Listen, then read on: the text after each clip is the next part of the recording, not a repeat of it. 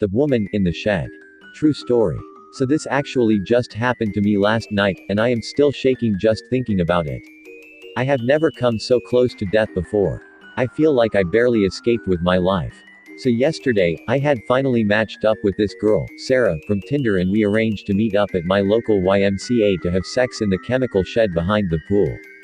So, I get there and I'm waiting. We agreed to meet at 8 p.m., but she's late and it's getting dark out. 1 hour passes. Then 2.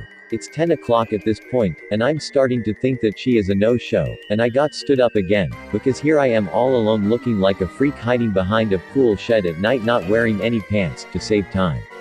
The YMCA staff and all of the families are giving me major stink-eye vibes and looking at me like I'm some kind of hopeless romantic.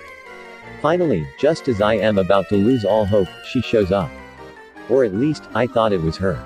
She was still pretty far away and it was too dark outside to really tell yet when she called out my name. Her voice was absolutely beautiful. I asked if this was Sarah, and she said yes, and then apologized for keeping me waiting. As she began to step closer towards me, it was then that I could make out her face in the moonlight. It wasn't a woman at all, but a homeless man in his late 60s.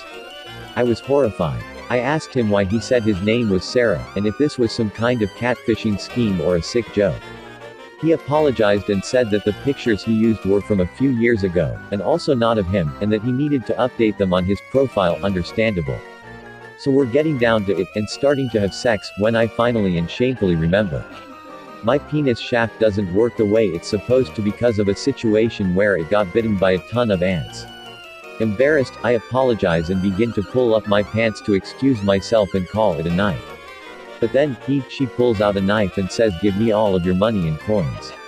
I screamed as loud as I could, but all that did was enrage him more.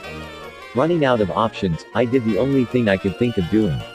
I took a handful of powdered chlorine from one of the shelves in the shed we were in, and threw it at his exposed genitals. He screamed in pain, cursing at me, and dropping the knife, giving me my much-needed window to escape. As I was running towards the parking lot and into the safety of the streetlights, I could still hear him cursing at me, saying that his shaft was itching really badly, and calling me an ant dick freak. When I got home, I collapsed on my bed feeling really stupid for falling for such an evil and twisted trap. So, Sarah, if that is your real name, I hope I never see you again.